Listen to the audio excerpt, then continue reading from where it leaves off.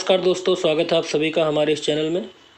इस वीडियो में हम सभी लोग टीजीटी पीजीटी चित्रकला की तैयारी के लिए महत्वपूर्ण प्रश्नों को हल करेंगे। आज का ये प्रश्न का टॉपिक है घनवाद है और घनवाद से संबंधित प्रश्नों को हल करेंगे। तो चलिए प्रश्नों को हल करते हैं। पहला प्रश्न है, घनवादी कला आकृतियों को किस रूप में देखते हैं? 4 विकल्प दिया गया है।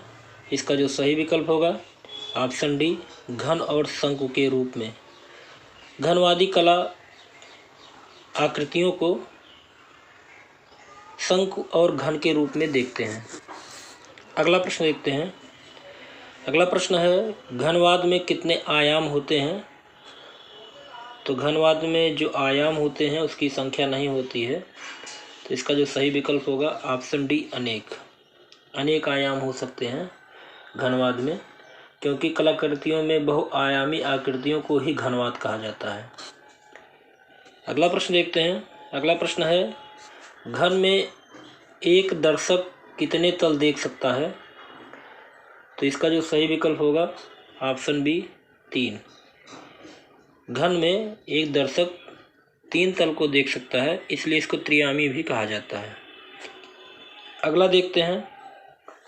अगला प्रश्न है, परिप्रेक्ष्य की दृष्टि में हमें घन के कितने पक्ष दिखाई देते हैं? तो इसका जो सही विकल्प होगा ऑप्शन सी, 3। अगला प्रश्न देखते हैं। अगला प्रश्न है, कौन से 2 कलाकारों ने ज्यामितीय चलन, चमत्कार रंगों एवं तकनीकी का समावेश अपने चित्रों में किया है? तो इसका जो सही विकल्प होगा ऑप्शन बी, पिकासो एवं ब्राक। घनवादी चित्रकार पिकासो एवं ब्राक ने ज्यामितीय चलन, चमकदार रंग एवं तकनीक का समावेश अपने चित्रों में किया है। अगला प्रश्न देखते हैं। पिकासो किसके समय में पैदा हुआ था? तो इसका जो सही विकल्प होगा ऑप्शन सी, घन चित्रण शैली। अगला प्रश्न देखते हैं।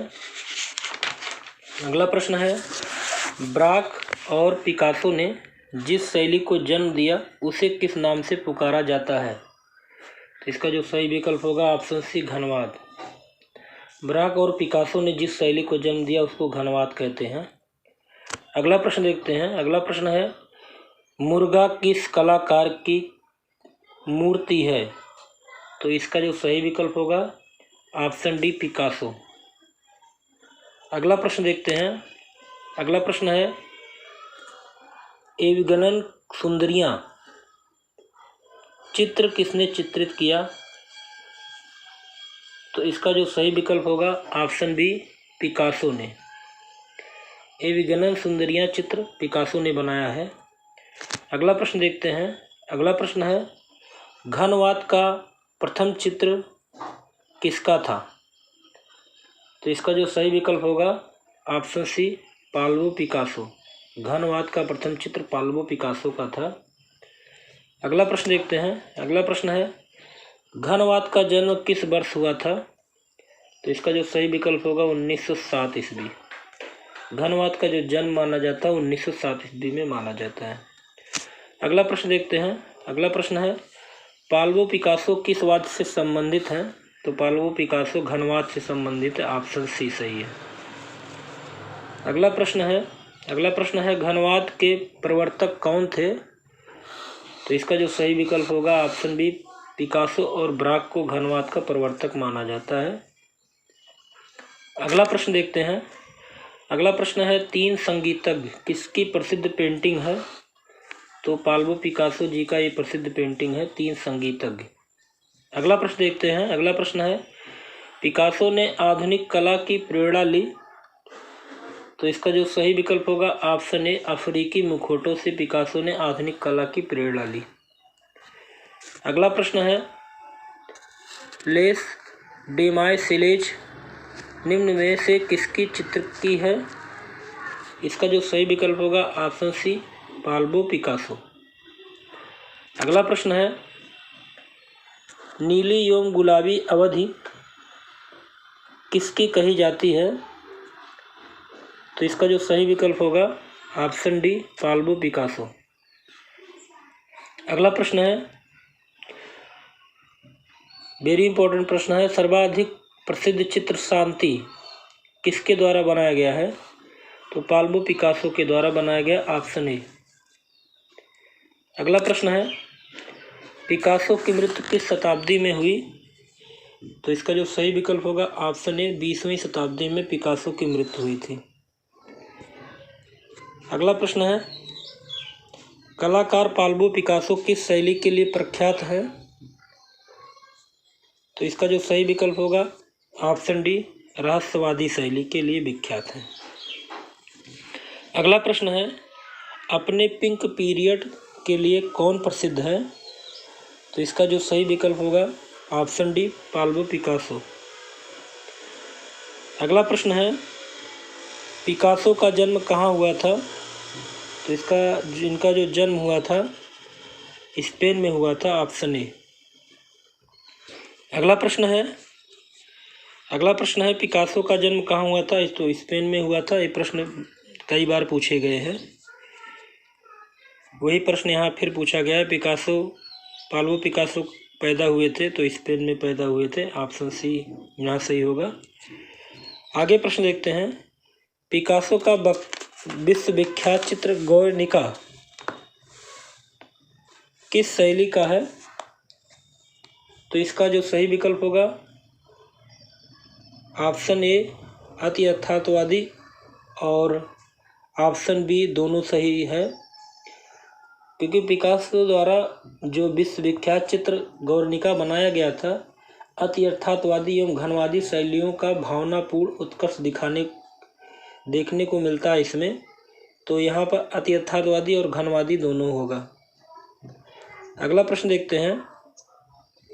अगला प्रश्न है, प्रसिद्ध चित्र गुर्निका के चित्रकार कौन है? तो इसका जो सही विकल्प होगा ऑप्शन बी, पिकासो। अगला प्रश्न है, पिकासो का प्रसिद्ध चित्र क्या है? गुर्निका है। अगला प्रश्न है, प्रख्यात चित्र गुर्निका किस माध्यम में निर्मित है? तो इसका जो सही विकल्प होगा ऑप्शन बी, कैनवास पर तैल रंग के माध्यम से निर्मित है।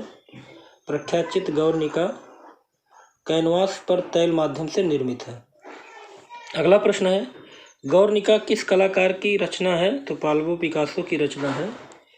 अगला प्रश्न है, द स्टूडियो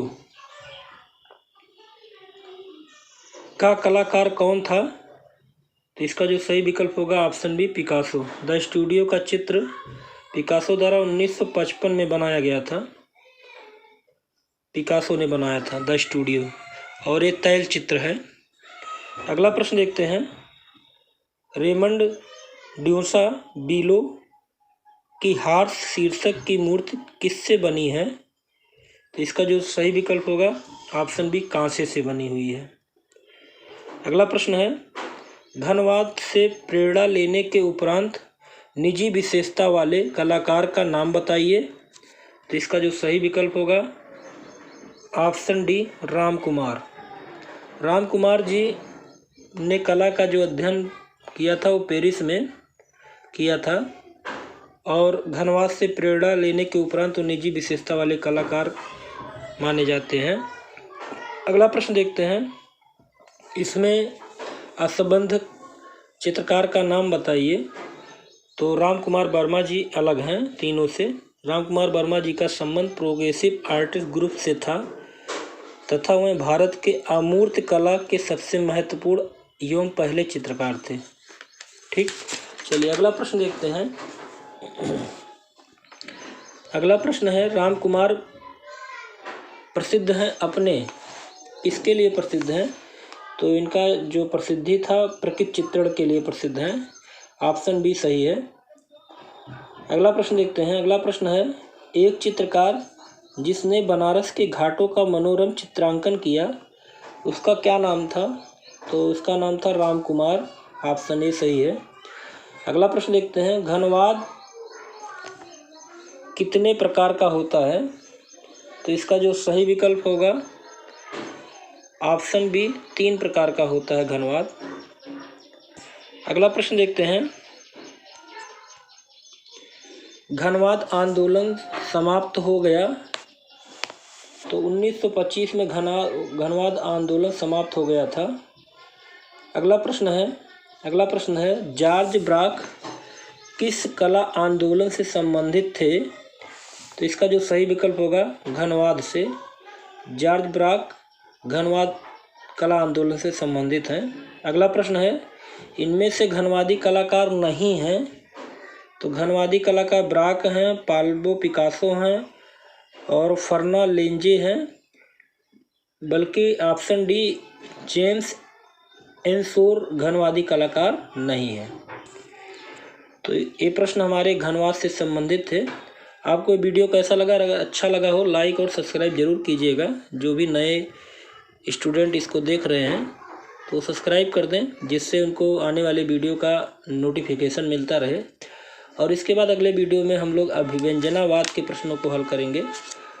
हाँ, एक चीज़ और है, आपको मैं बता दूं कि ये जो प्रश्न की श्रृंखला चल रही है घटना चक्र के पुस्तक से चल रही है। इसके बाद आपको एक एक टॉपिक पर, महत्वपूर्ण टॉपिक पर विस्तृत चर्चा होगी, लेकिन इस पूरे घटना चक्र वाले पुस्तक को समाप्त करने के बाद।